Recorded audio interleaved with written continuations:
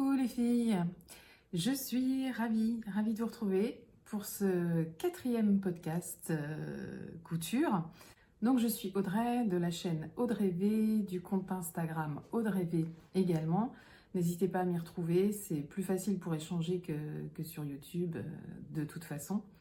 Alors comme vous avez pu le voir, pour celles qui étaient abonnées et qui m'ont suivi, ou pour celles qui ont découvert ma chaîne grâce à ça, j'ai lancé une nouvelle série de podcasts qui concerne exclusivement les livres couture. Donc j'ai commencé, le premier est donc sorti, il traite exclusivement du livre Dresde. Voilà, donc à suivre le prochain, j'espère très bientôt, c'est prévu, je m'en occupe. Alors, le programme de ce 4e podcast, il est assez simple. En fait, ça va être à peu près la même construction à chaque fois, pour ce qui est des podcasts couture précisément. Je vais revenir sur le dernier podcast, notamment pour répondre à quelques commentaires ou quelques remarques qui m'ont été faites sur Instagram ou sur YouTube. Je vais ensuite revenir sur toutes les cousettes que j'ai réalisées et que j'avais annoncées en projet à la fin du 3e podcast. Et je vais vous proposer des projets que j'ai envie de réaliser là dans un très court laps de temps, donc sûrement pour le prochain podcast. Allez, c'est parti. Donc je voulais revenir sur des remarques qui m'ont été faites, notamment sur le fait que je présentais essentiellement des patrons PDF. Oui, je présente essentiellement des patrons PDF. Et on m'a fait remarquer que une imprimante, ça va un coût, etc. Et c'est vrai, je ne dis pas le contraire. Du coup, j'ai fait quelques petites recherches vite fait pour étayer mon propos. Une imprimante, aujourd'hui, j'ai regardé, je vais vous mettre l'info. Une imprimante pour 50 €, aujourd'hui, vous en trouvez une. Donc pour 50 €, vous avez l'imprimante et la cartouche. Il vous reste à acheter la ramette de papier, c'est un peu moins de 5 €. Bon, on est à 55 €. Les patrons pochettes, c'est quand même entre 12 et 16, 17 €. Donc si on fait le cumul du prix de l'imprimante, du prix des cartouches et du prix du papier, et qu'on oppose ça au coût d'un patron pochette, je pense qu'on est quand même vite rentabilisé. Le prix d'une cartouche, j'ai regardé, avec l'imprimante que je vais vous montrer, c'est je crois 18 €. Donc c'est quasiment le prix d'un patron pochette en fait. À chaque fois que vous allez acheter une cartouche, c'est comme si vous achetiez un patron pochette. Donc est-ce que vous achetez une cartouche aussi souvent que vous achetez un patron? Non, je pense pas. Donc voilà, pour moi, c'est rentable. Le problème, c'est que ça prend de la place. Moi, de la place, j'en ai pas. Je vis dans un tout petit appart, donc je suis obligée de trouver de la place pour tout. J'ai quand même une imprimante parce que, par souci d'économie, c'est une imprimante que j'ai depuis très longtemps en plus. Donc voilà, je touche du bois et j'espère que j'aurai pas à la changer. Ensuite, j'ai eu aussi plusieurs remarques qui me disaient c'est dommage de pas dire le coût d'une cousette, des cousettes que je présente. Ça, c'est assez juste comme remarque. C'est vrai que ça ne me vient pas à l'esprit, alors que moi, je calcule pour moi le coût de mes cousettes. Donc maintenant, ce que je vais essayer de faire quand c'est des tissus que j'ai achetés récemment et dont j'ai encore le prix en tête ou que j'ai la référence dans mes mails, je mettrai pour chaque cousette que je vais présenter, je vais mettre un petit encart. Et on m'a aussi demandé d'avoir des infos sur le fil, les aiguilles, la taille d'aiguille, etc. Donc si c'est quelque chose de particulier, je le mettrai. Et c'est vrai que dans les podcasts vidéo, c'est très rare que ce genre d'infos soit donné, donc on va essayer de corriger ça. Autre précision que je voulais apporter, sur le pantalon basique 4, le dernier pantalon que je vous avais présenté dans le podcast 3, donc le basique 4, ce pantalon taille basse pour lequel j'ai vraiment craqué.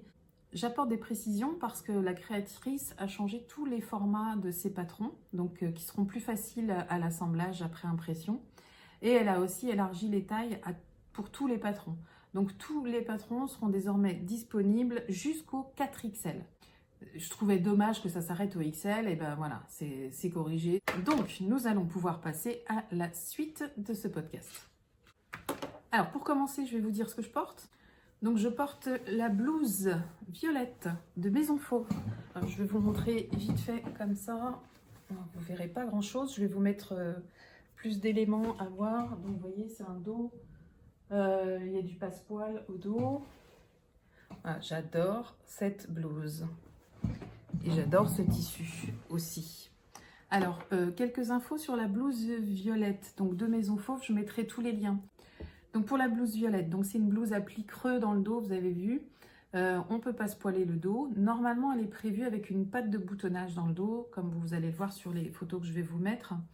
Elle est prévue du 34 au 46. Elle existe en PDF et en pochette.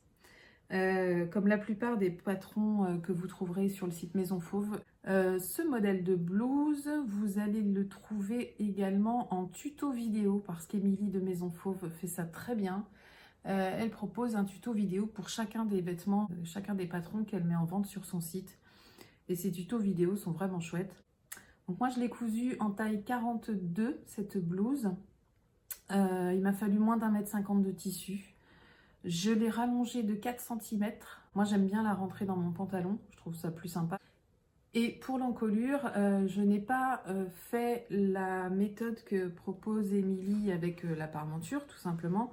J'ai surtout appliqué la méthode de Rachel Lajoie. Donc c'est pareil, je vous mettrai le lien pour celles qui ne connaissent pas. Rachel, elle est sur Instagram, elle est très active et elle met plein de tutos vidéo. C'est vraiment précieux quand on cherche à apprendre. Moi, j'ai appris plein de choses que j'ai finalement cherché à désapprendre parce que sur les tutos de Rachel, on vous explique par exemple qu'il n'y a pas besoin d'épingler son biais avant de le poser. Bon, moi j'ai épinglé mon biais. Et avec sa méthode, c'est vrai qu'on se sent quand même très en confiance. Donc moi j'ai mis un biais, ouais, je sais pas si on voit bien, j'ai mis un biais comme ça à l'intérieur. Ça rigidifie l'encolure et ça me prend pas sur toute une masse en fait. Parce que les encolures, ça va, les parmentures, ça va jusque là en général. Donc là c'est très bien, c'est confortable, ça se détend pas du tout. Je passe la tête tranquillement, donc tout va bien. Cette blouse, je l'ai faite donc sans la patte de boutonnage. Si vous voulez faire pareil, eh bien, ça veut dire que quand vous allez décalquer votre patron, en fait, la pièce qui est prévue pour être en pâte de boutonnage, eh ben, vous en faites une seule pièce. Donc, vous allez la couper, la placer au pli de votre tissu. Quand vous l'avez placée, vous repliez la marge de la pâte de boutonnage qui est dessinée sur le patron. Donc ça, vous le repliez parce que vous n'en avez pas besoin dans votre longueur de tissu. Donc voilà. Donc c'était mon petit retour sur ce que je porte. On passe à la suite, c'est-à-dire ce que j'ai cousu. Alors je vous avais parlé du top Salvador, plutôt une blouse Salvador.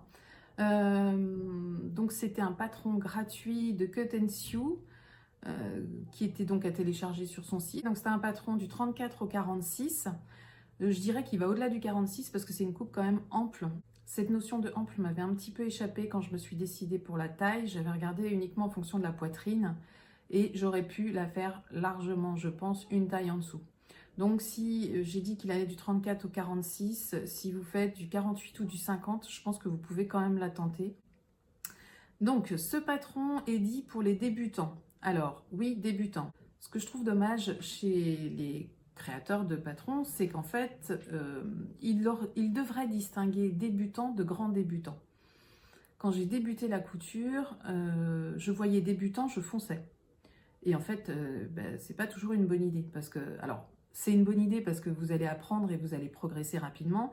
Mais pour d'autres personnes, ça peut être très décourageant de se retrouver face à des choses qu'on n'arrive pas à construire. Donc ce patron est dit niveau débutant, je dirais débutant, pas grand débutant. Donc ce que j'ai trouvé bizarre, c'est le montage des manches. Alors c'est la première fois que je me retrouvais avec un patron qui a des manches qui se montent comme ça. Donc votre manche, au lieu d'être en une partie, que vous allez ensuite coudre, eh ben, elle est en deux parties. Donc c'est un petit peu surprenant de devoir coudre une moitié de manche sur le dos, sur chaque manche dos, et une autre moitié de manche sur chaque côté devant. Voilà, si on débute avec ça, il ne faut pas penser que les manches se construisent de cette manière sur tous les patrons, c'est pas le cas. Alors moi je l'ai cousu dans une viscose de chez Dries & Stoffen que j'ai payé 3 € le mètre. Il m'a fallu 1,50 m. Je crois qu'il est préconisé un peu plus. Donc je vais vous remettre les images de la blouse que j'ai faite. Ce qui me gêne, c'est que dans le tuto, dans les explications du livret, il n'est dit à aucun moment de faire les ourlets de tout ce qui compose la boucle, donc le bas en fait. Hein. Je vais vous montrer parce que je l'ai là. Si je me mets devant, on ne va pas bien voir. En fait, vous voyez la boucle là, on ne vous dit pas d'ourler. Et je trouve que c'est quand même dommage. La méthode est peut-être prévue pour celles qui ont une surjeteuse. Moi, c'est pas mon cas, donc j'adapte. Pareil, il y a une pose de biais dessus. Je vous encourage aussi à suivre la méthode de Rachel Lajoie pour la pose de biais. Même si là, pour le coup, alors là, je repasse dans les points positifs de ce patron. Il y a les calques qui sont prévus à l'impression, ça c'est quand même très bien, donc vous choisissez votre taille, vous imprimez la taille que vous voulez. Le biais d'encolure est patronné aussi, donc ça c'est vraiment parfait pour un patron gratuit, c'est très complet. Les marges de couture sont incluses, yes. L'assemblage est quand même facile hein, malgré tout, ça se coud assez vite. Dans l'ensemble, positif, je vais le refaire dans une taille en dessous. J'ai beaucoup aimé et je trouve que le porté est vraiment sympa. Dans ce tissu, c'est hyper agréable. C'est vrai que la forme, elle est hyper confortable. Voilà, à refaire sans hésitation. Donc si vous l'avez fait, dites-moi quels ont été vos retours à vous. C'est toujours intéressant de partager ça, donc n'hésitez pas. Alors la deuxième cousette que j'ai réalisée cette semaine, c'était la blouse Mia. Donc j'en avais parlé, blouse Mia de Studio Schnitt. Alors j'ai dit Schnittreif, mais j'ai vu que c'était EIF, donc ça doit être Schnittreif, j'imagine. Donc c'est une blouse ample à manches raglant qui va du XS au XL. Moi j'avais dit que je la ferais sans la poche parce que j'étais pas fan des poches sur les t-shirts et j'ai toujours pas changé d'avis en une semaine. C'est la forme des manches qui est vraiment très particulière. Je vais vous mettre une photo parce que je me suis dit il faut que je prenne une photo de ces manches avant de les coudre. Donc je les ai trouvées quand même très bizarres. Voilà, je l'ai faite en 42. Donc vous voyez les manches raglant, donc on voit bien là. La mienne, je n'ai pas fait de biais d'encolure comme il propose, j'ai ajouté un biais. J'ai ajouté un biais apparent parce que j'en avais un qui collait parfaitement avec ce tissu. Et j'ai fait la même chose aux manches pour le fun parce que je trouvais que ça rendait pas mal. Et puis en fait, ça me plaît beaucoup. Voilà. Donc je vais vous la montrer portée aussi, vous allez voir, c'est vraiment sympa. Elle va vraiment vite à faire, il n'y a pas de souci. C'est adapté aux débutants, je dirais oui, pas de problème, tout va quand même assez vite. Les marges de couture ne sont pas incluses. Voilà, je dirais en 1 heure de temps c'est fait, ça rend propre. Avec le biais, voilà, vous n'êtes pas, il me reste un fil.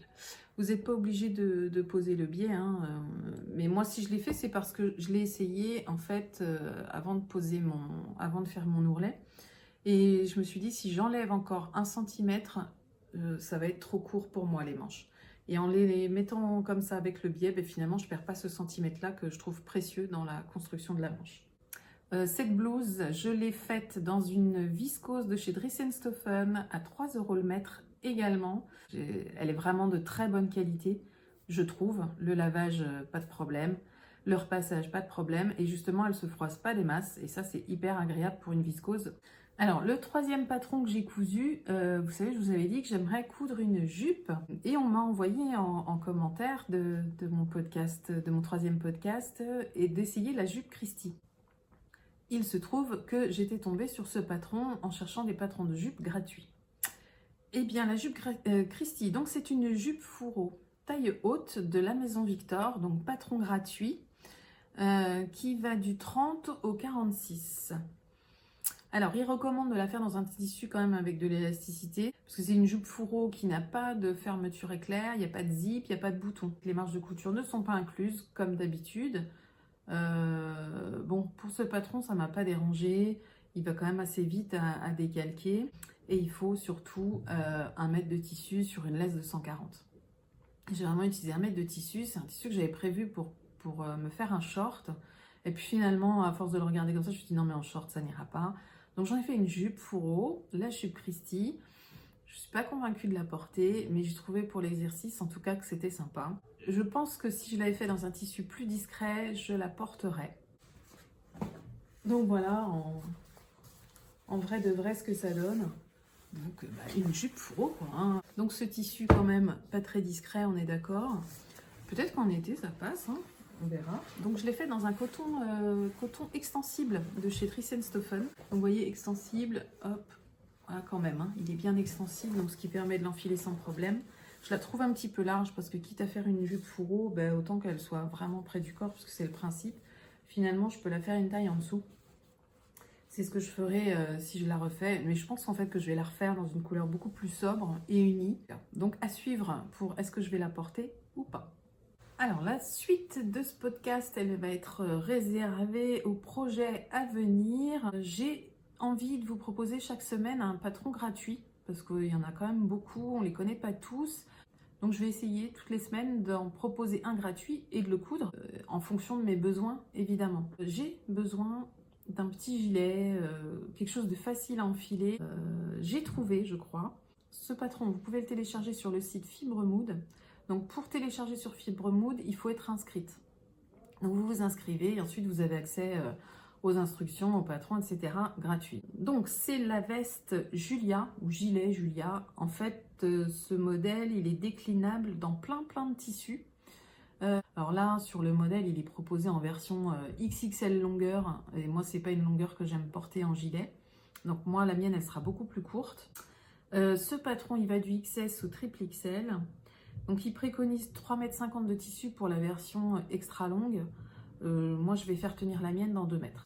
Le seul hic, c'est que les instructions de ce patron sont en anglais. Donc si c'est votre premier gilet, c'est peut-être pas une bonne idée. Si en revanche, vous en avez déjà fait un, il y a des schémas qui sont quand même très clairs et qui, je pense, permettent de coudre sans problème ce modèle. Je vais vous montrer les tissus dans lesquels je pense coudre ce gilet. J'hésite entre deux. Donc il y a celui-ci, c'est une espèce de tricot lainage assez fin, hein. Vous voyez, il est assez transparent. Voilà, il est comme ça. Un lainage, hein, mais voilà, l'imprimé est joli. Donc ça, c'est chez Dressenstoffen, je crois que c'est 3 € le mètre. Donc j'hésite entre ça et ça. Alors ça, c'est plutôt un jersey style jogging, mais assez fin. Donc je sais pas, voilà, il est blanc, écru, il est écru. Voilà, et mon doute, c'est est-ce que ça tient dedans? Donc si j'arrive à le faire tenir dedans, mon premier choix, c'est celui-ci. Ça, pourquoi? Parce que ça va avec absolument tout et que c'est vachement agréable de ne pas se poser la question de je prends quel gilet. Non, je prends celui-là puisqu'il va avec tout. Donc je vous dirai ça dans la prochaine vidéo, si je suis arrivée au bout de ce projet et quel tissu j'ai pu choisir.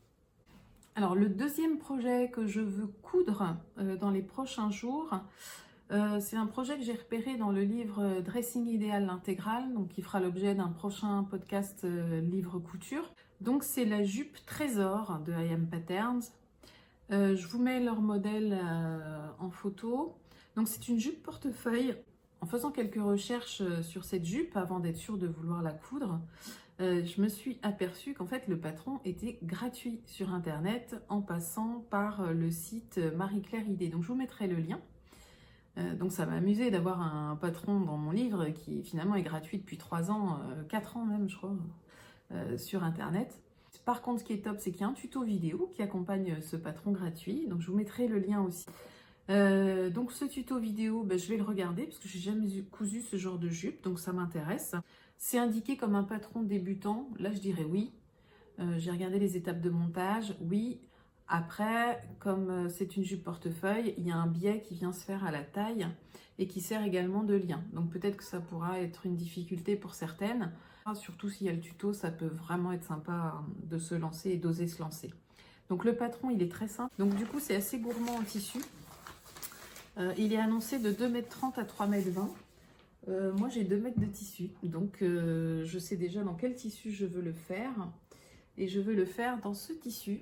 C'est le tissu de la box Moonasiu du mois de mars.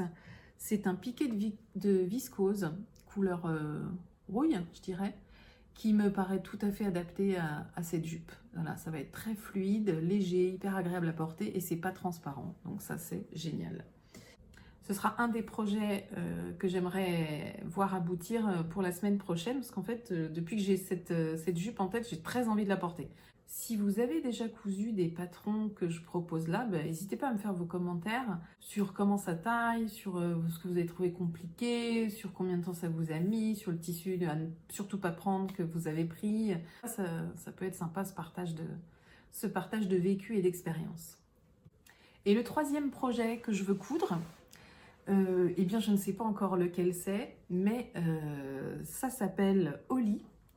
Donc c'est le prochain patron qui sera dans la box Jolie Lab du mois d'avril. Donc cette box ne va pas tarder à arriver dans ma boîte aux lettres. Je suis très impatiente, donc je vais vous mettre le petit descriptif que donne Jolie Lab sur Instagram. On n'en sait pas plus, c'est le principe des box couture, c'est la surprise tous les mois. Donc si ça vous intéresse, je vous en dirai plus la semaine prochaine. Il nous est dit romantique avec un jeu de plis. Il nous est dit rapide à coudre mais sophistiqué, qui intéressera les débutantes comme les expérimentées, avec un tissu bio doux et un peu de lurex. Alors, le mystère, jupe ou robe, vu qu'elle s'appelle Oli et qu'on dit elle. J'aimerais une robe. Vous savez que je cherche toujours mon patron de robe, je n'ai pas trouvé. Jupe, bah du coup, plus trop, parce que j'ai l'impression que je vais avoir assez, mais pourquoi pas. Voilà, ce podcast est terminé. J'espère, comme d'habitude, que ça vous a intéressé. N'hésitez pas à vous abonner si ce n'est pas déjà fait, et puis à me laisser vos commentaires de ce qui peut être amélioré, corrigé, rectifié. Tout ce que je peux faire qui peut vous rendre plus agréable ce moment, et ben écoutez, je le ferai tant que ça reste dans mes cordes. Donc je vous dis à très bientôt les filles, et au plaisir de vous retrouver sur Instagram et dans tous vos commentaires. Salut les filles!